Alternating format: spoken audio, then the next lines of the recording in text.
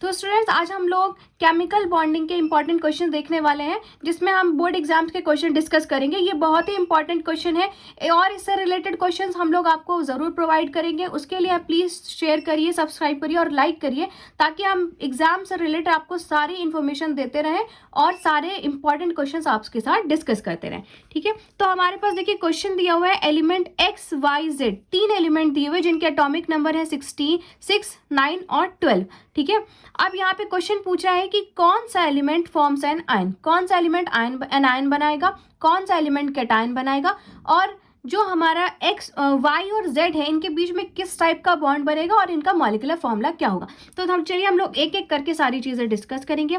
हमारे पास 3 एलिमेंट दिए हुए हैं एक्स, वाई और जेड। ठीक है, एक्स का जो हमारा एटॉमिक नंबर दिया हुआ है वो दिया हुआ है 6, तो 6 का कॉन्फ़िगरेशन बन जाएगा 2,4। सबका कॉन्फ़िगरेशन लिख लेना है, तभी क्वेश्चन सॉल्व होगा। और यहाँ पे y का एटॉमिक नंबर दिया हुआ है 9, तो ये बन जाएगा 2,7।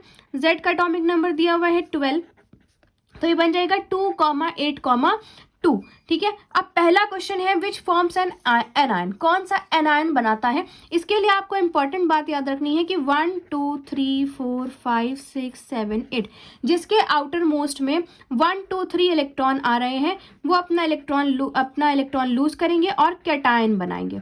ठीक है, और जिसके आउटर मोस्ट में 5, 6, 7 आ रहे हैं वो इलेक्ट्रॉन गेन करेंगे और एनायन बनाएंगे। और ये जो होते हैं ये मेटल्स होते हैं, और इसके बाद सारे वाले नॉन मेटल्स होते हैं।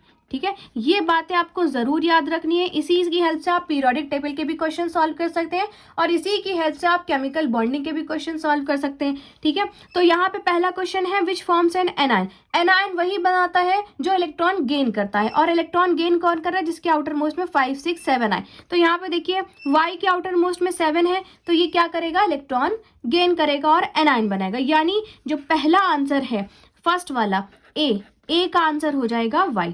ठीक है, अब सेकंड पे आते हैं which forms a cation. Cation के लिए भी हमने आपको ट्रिक दिखाई हुई है। देखिए जिसके आउटर मोस्ट में 1, 2, 3 इलेक्ट्रॉन आएंगे वो क्या बनाते हैं बच्चों, कैटायन बनाते हैं, यानी इलेक्ट्रॉन लूज करते हैं। तो इसके आउटर मोस्ट में जेड के आउटर मोस्ट में 2 इलेक्ट्रॉन है, ये अपना 2 इलेक्ट्रॉन लूज कर देगा और 2 पॉजिटिव वाला कैटायन बनाएगा। ठीक है, तो इसका आंसर क्या हो जाएगा, बी का आंसर हो जाएगा जेड।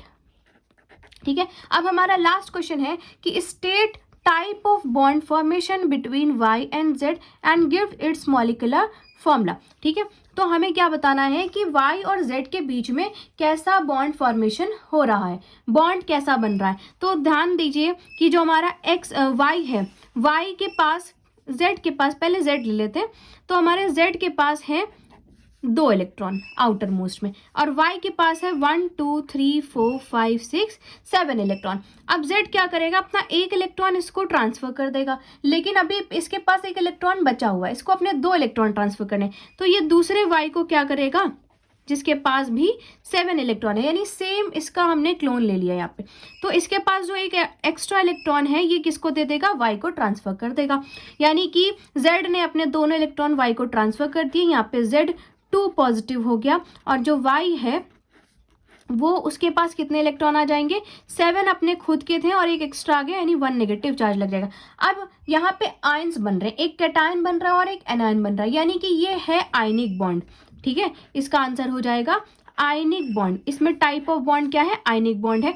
तो सी का पहला आंसर हो गया कि ये क्या बना रहा है, आयनिक बॉन्ड बना रहा है। आयनिक बॉन्ड का दूसरा नाम बच्चों इलेक्ट्रोवैलेंट बॉन्ड भी होता है, तो आप आयनिक भी लिख सकते हैं और इलेक्ट्रोवैलेंट भी लिख सकते हैं। ठीक है, अब देखिए यहाँ पे हमने दूसरा क्वेश्चन क्या कह रहा है आगे का, गिव इट्स मॉलिक्यूलर फॉर्मूला। अब आपको इसका मॉलिक्यूलर फॉर्मूला बताना है।